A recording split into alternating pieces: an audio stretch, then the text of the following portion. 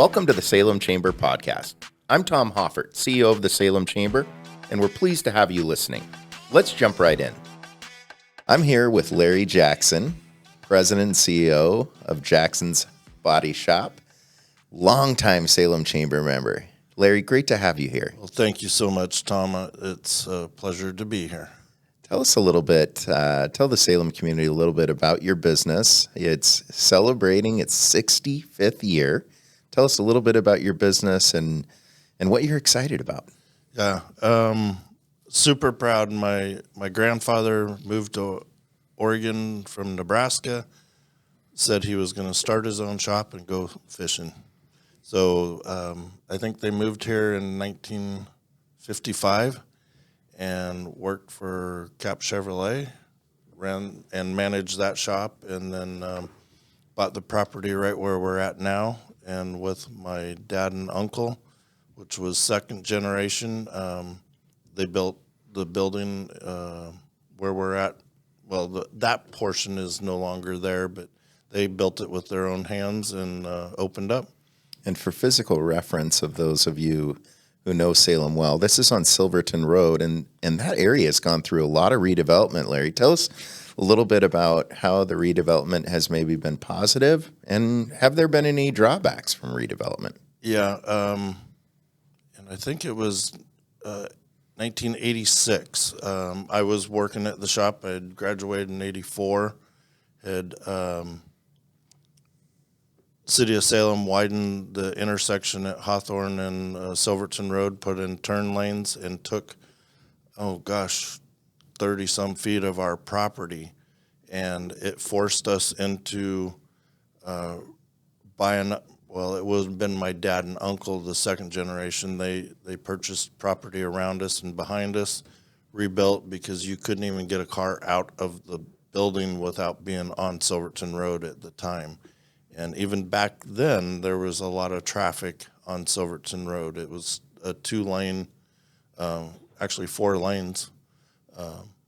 So that portion we didn't think was very nice, but it ended up being a blessing because it forced our dads into rebuilding into a bigger shop that we would have needed more space.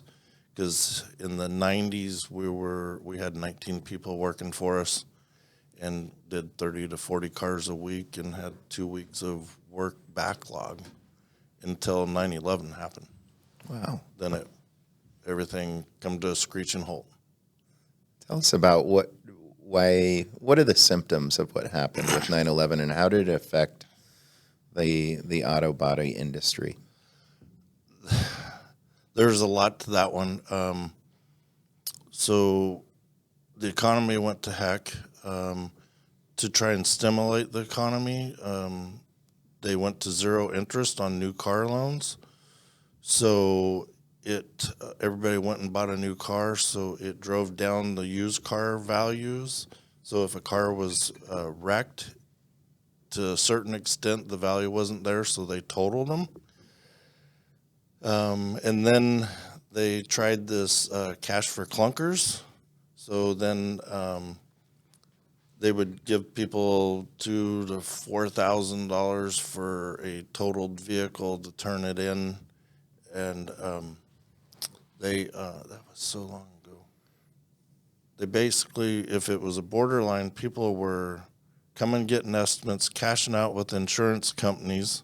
They would get a check, deposit it, then they would go turn their car in and trade it in and get more cash. And then the dealerships would turn those cars in, and they would crush them. So then I couldn't get used parts to save the cars that were borderline totals. People would call and cancel, and so we didn't have work to do. So it affected us in that manner across I believe the country kind of did that same thing. I know Oregon did. So that was, I can't even remember. It was the late 90s. Okay. So yours is a story of resiliency as well. Yeah. I mean, I'm third generation. Every year, tax time, we've always, about every 10 years, have seen a decline in kind of a few months. The fair's going on now. That's and school's getting ready to start. It's always been a slower time. This time of year, as what I recall, I started cleaning paint guns because there wasn't much cars to work on, and we just found things to do. But, after that, 9/11, and we started really looking at who we were getting our parts from and doing business with. And we looked at that. We started buying all our parts from Cap Chevrolet, Toyota, Honda, or Toyota, Subaru, Chevrolet, Whitnell Dodge for our parts, and we looked at it as employing our neighbor. We needed to, instead of buying parts from Portland, Capital has a body shop. We have these people. We're not really concerned with that. What we're concerned with is employing our neighbor and letting those companies hire people as well. And if I buy parts from them, they can pay, and it stays in our community. Supporting the local economic ecosystem, Yeah. and keeping those dollars local. We have some accelerators that show the amount of times a dollar spends when it's spent locally versus goes out of the community, and it's a significant difference. Talk to me about your employees. You don't get to 65 years of success without having a great team behind you. Yeah, and that's really what I've learned over the years, and going to chamber events and seminars and learning what the Gen X and the millennials and how they look at what they're expecting or what they're looking for as they start their families than how I did in the 80s, and really understanding and being open to that. Because when you're a family business, we kept doing the same things our dad did. Well, that doesn't always work. Even the materials that we use and the metals that are used on these cars, we went from what they could grind on, we can't hardly sand on because the metals are so light and structurally different. So we have to make that change as well. Listening to our people, we just had a meeting this morning, and it's as much as looking out for each other in our business because of what's going out on the streets. Let's protect each other. If you see something happening, let us know. And flexibility. We really care about our people. We have families. We're family oriented. Let's make sure your family's taken care of first, and then we can get down to business. Because if you're at work worrying about them, you're not doing anything for me. Well, it's great to see your team circling around you and your family in this business. What are some of the odds and some of the challenging things you face being in business in Oregon? They're making some of these laws to protect employees from businesses that don't take care of their people. But they're putting it on punishing all, and not going to the ones that are doing that. City of Salem here coming up with their payroll tax or trying to, and it just keeps putting burden on, the employee as well as the employer. The perception between the two, we try to really educate our employees as well. I printed that stuff that the chamber sends out, and I put it up next to the time clock and try and talk to the guys so they know. In fact, you research it as well, but here's the proof or what it looks like with that. If a person's making $20 an hour, it looked like about $340, $350 a year tax that they would pay. We have younger people. We're hiring people out of the C-Tech program and the collision repair. high school students, and some, cleaning cars. It's not necessarily a $20 an hour job, but minimum wage has gone up to 15, and we pay that, and we do health insurance, retirement plans. The private sector is much different, and it keeps adding up. Yes, everybody makes a gross profit, but that isn't the bottom line at the end of the day when all that stuff's taken care of. Yeah, Oregon is a fairly challenging state with our tax laws, and business is certainly on the menu, unfortunately, quite often. Tell me about the things that make Salem a place that you choose, though, because you could be located other places, and you've chosen Salem. Your family chose Salem. What is it about Salem's business community and the community in general that says Jackson's is going to call this home? I guess for myself, I've really taken a liking to the people I've put myself around. Things went to a whole different level when we joined the chambers. I knew all these people because I grew up in the community. I helped volunteer firemen. I had 2 older brothers. I've been around. Done this business since I was 14 years old. So a lot of those folks that knew my grandfather and dad and uncle have passed away. Mm-hmm. But I still have people come in and say, I did business with your grandfather, and he was a man of his word.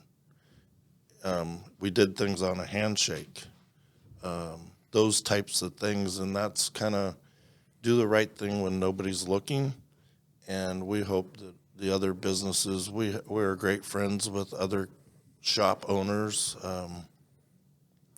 So I don't know if that quite answered that question, but I feel like this is home, and what I would do somewhere else and have that backing, because when I walked into the chamber, everyone was, all the other shops are chamber members, but I started showing up on a daily basis and becoming not just business friends, but outside of business, these are my family friends as well. And I know I can call anyone on the list of the chambers of commerce and ask for help, and they're going to do what they can, if not give me a referral to someone else that can. I think it's a real special organization that competitors, and I would say very atypical in most competitive business settings.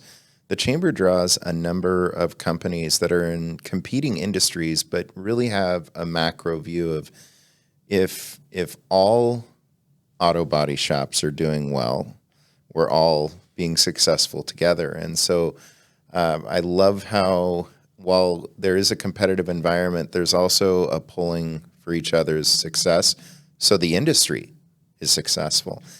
Switching gears, Larry, you had mentioned the team around you and people becoming not just friends at work or business acquaintances, but family around you. Tell the listeners a few people that you really find inspiring in your business life or your personal life, and what is it about those individuals that inspire you to be greater at what you do each day? Yeah, well, you're not going to be surprised, but Kyle Sexton, one of the first people I ever met when I joined the chamber or even had a conversation.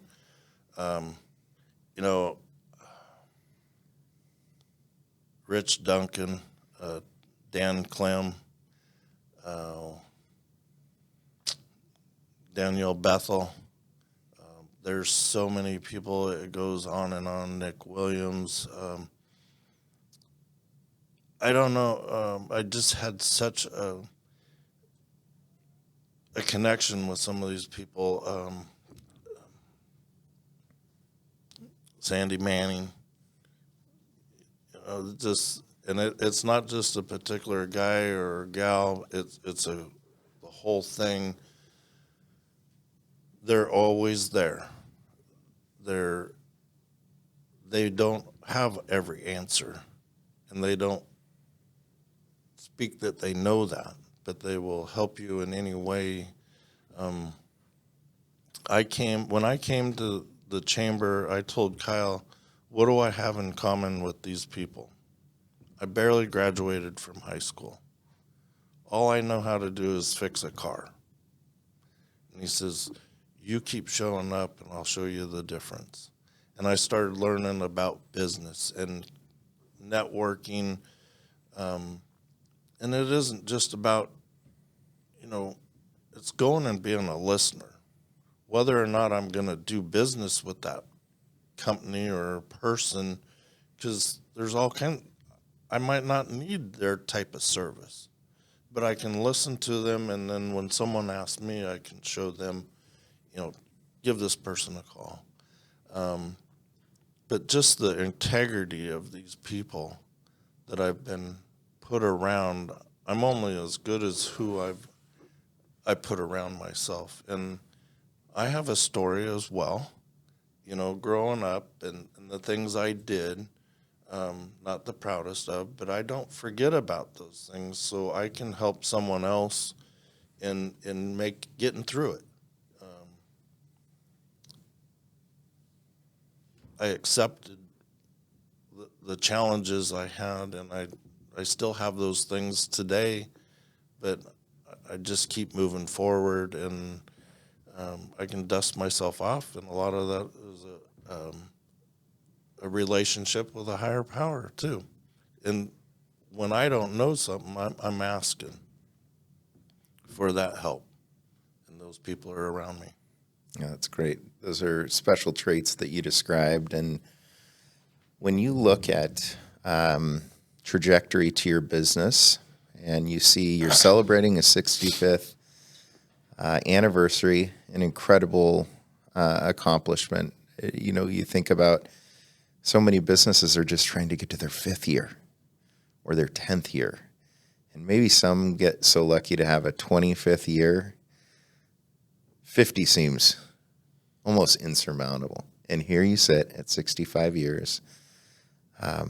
Where do you want to take the business next? What's the next 10 years look like, Larry? Well, I hope because I didn't get here by myself, obviously.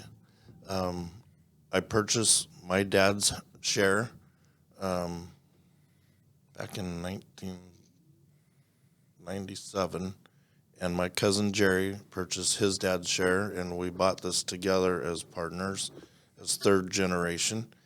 And Jerry retired in January, and we finalized the deal in May. So I'm the sole owner now.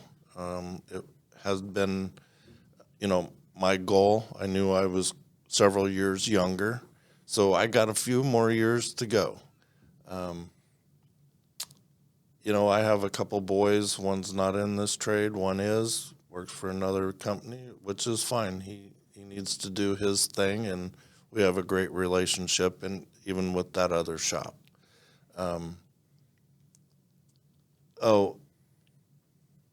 I think the biggest thing with what's taken place with the auto body industry or ourselves is we've taken back control of our own business. It is my name on this building, not an insurance company. And that is kind of true across the board what's happening in this industry. It's the same thing as health insurance and doctors, that they only want to pay so much, but this is what it costs us. We cannot, soak up the rest and lose, or we will close our doors. And since we've done that, we stayed open every day through COVID. We employed everybody. We worked harder and harder than we ever had. And nothing has slowed down since. We've added people. I have a great shop manager in Jose. Got 3 body techs. One's going to be probably retiring I got 70 years of body experience, and that's not including myself. Got some young guns coming up, and we've grabbed a few guys out of the CTEC program that started over at off of Portland Road by the Salem Kaiser School District, and the help of the chambers, and Larry Tokarski, and all those guys that had a vision. And that was one of the things with our trade. There was nobody coming into it because the schools were pushing them into the high tech, and they were closing the auto shops and the wood shop, metal shop in the schools. And we could not hire anybody that knew anything about fixing a vehicle. And the cars have changed so much, and how you can do it, when and what you can do. And so I feel the best thing that we have done as Jackson's Body Shop is take back the ownership that this is my business, and I'm the professional, and this is what's going to happen.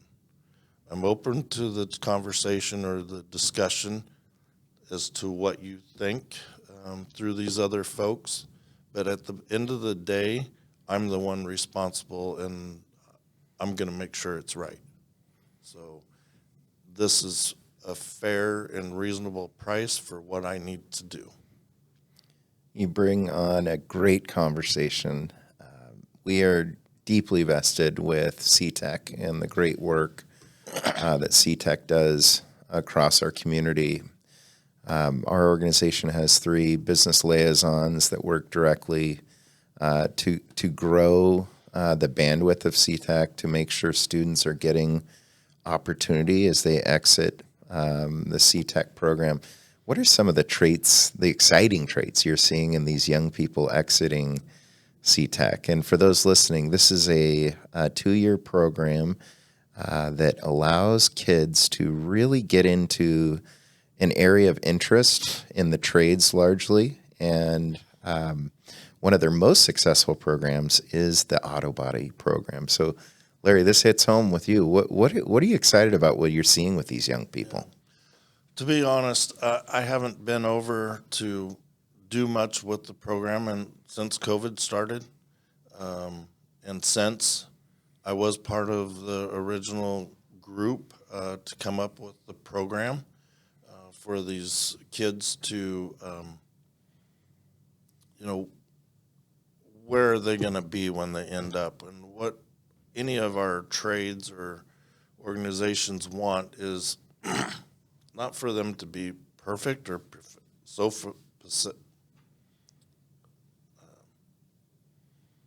proficient, I guess is the word I was looking for, but come out so I can give them some direction and say, go take that bumper off, and they know what to do. And I don't have to have someone that has 30 years experience then go do it for them to show them that someone has already taught them that, and they can come and I can let them go to a certain extent with and have them do those types of repairs. This trade is a feel, rubbing your hand over something to find a dent. Not everybody has that. When you take a dent out, you need to feel it, and you can either put filler on it, you sand too much or not enough. There's a happy medium, and some people just don't ever get that. But it's hard to teach it other than showing them how to do and letting them kind of do it on their own, at least for my trade. Mm-hmm. And again, things have changed and materials have changed so much, but it's to give them where they can come out and a business can hire them and not spend 6 months training them. Once they get to me out of a school and they have some concept of what's happening, by them just being in my shop, they're going to see these guys with all this experience, and they're going to start learning by watching, you can only watch so long. You don't learn anything until you really do it. And it is a hands-on trade. So we let them go.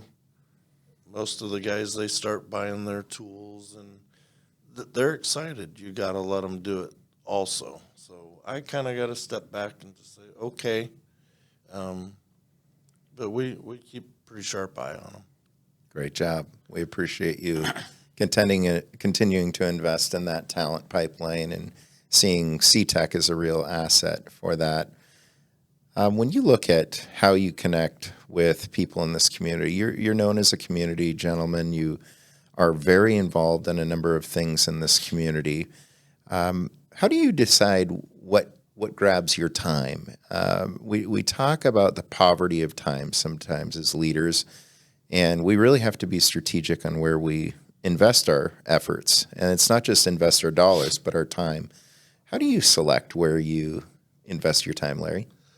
It's been difficult because we've been so busy, and we've just gone through trying to keep employees and take a step forward and one back or whatever that is. And we went through we lost both our dads in less than a 2-year period. So there was some plans, and then those just didn't come to fruition. So we adapted and kept continuing forward. I have people around me now at work. In my business, Jose can run it without me. So I can step away, get re-involved in the community things that I was doing with the chambers. Those were pretty much what I was doing, and helping when I could. I want to continue. I enjoyed doing those things. We all get busy, and I got some grandsons now.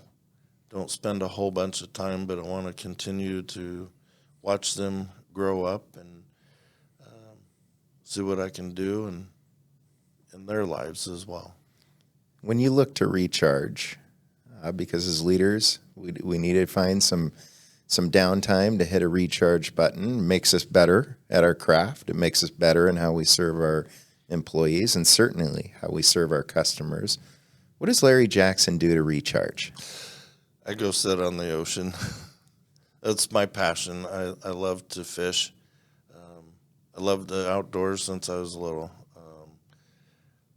I've reconnected with some old friends. They were actually my oldest brother's friends from high school. I had great older brothers that always, and their buddies let me hang out with them. I was 10 years younger, but that's what I do. I go fishing, and just the things I get to see. I love the ocean. Is the passion. You just never know what you get to see. We saw some killer whales this weekend out there 30 miles out, and beautiful ocean, and I love taking new people and sharing that with them. And when I met my wife, she had never been on the ocean before, and to see her eyes, seeing sea lions and all the different fish, and caught a box crab a couple of months ago that I've never seen in my life, but they only live outside of 600 feet of water. We were halibut fishing. He's all tangled up in other line, and get to cut this line off of it and let it go. It's not always about the catch. It's about the experience. Well, a lot of life lessons in that. Yeah. Yep. There's an incredible group of people who believe deeply in your business, and that's for the relationships that you've forged.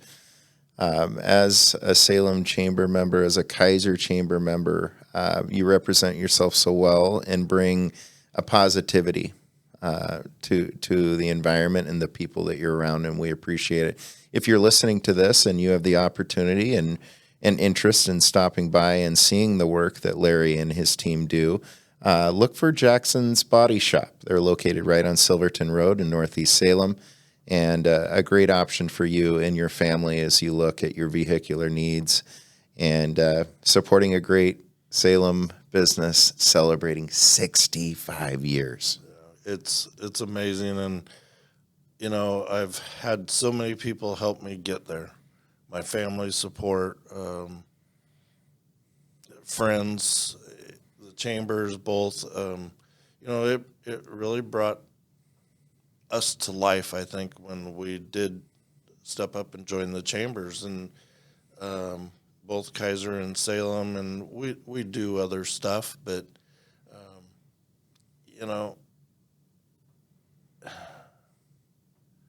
just the experience of doing something we love. I love to fix cars. I was always a hands-on person. Wasn't so great at reading a book and figuring it out, putting the swing set together, but I can take a dent out and fix that car. And I've learned so much about relationships with people, being honest. I will tell this story. I when I first took over the business, how this, it was a lesson learned. I was just scared to tell an older gentleman, a customer, the truth. Couldn't get his truck started. And we jump-started, gave it back to him, and he drove off. Come back about an hour later, and he says, "Young man, I should drag you across that counter and give you a whooping." I'm like, "What's up?" He's like, "You should have just told me the truth that you couldn't get my truck started. But you let me go, and I got stranded in a parking lot." And that was the last time that I've ever. A customer might not like to hear the truth, but I learned my lesson, and they appreciate it so much more when you're upfront and honest than putting them possibly in a position of being, hurt or anything else. But that was a true lesson, and that was many, many years ago. Almost 25 plus years. So, but I remember it today like it just we walked in the door. There's great takeaways we have in our careers growing up and learning lessons, and quite honestly, that temporary loss probably changed your perspective and made sure that business in the future was looked at differently. Great job on that, Larry. It really did. So it wasn't the proudest moment, but it was a learning moment. Well, we all need those as lifetime learners. You are listening to a conversation with President, CEO, and owner of Jackson's Body Shop, Larry Jackson. Join us in celebrating Larry and his family's 65th year in business right on Silverton Road. Thank you all.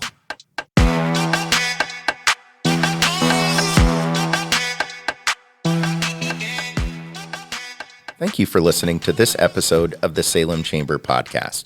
The Salem Chamber is a 501c6 not-for-profit organization representing nearly 1,100 businesses in the greater Salem area. For additional information, please visit salemchamber.org. This has been a production of Dan Johnson and Lena Prine on the Salem Chamber's professional staff team.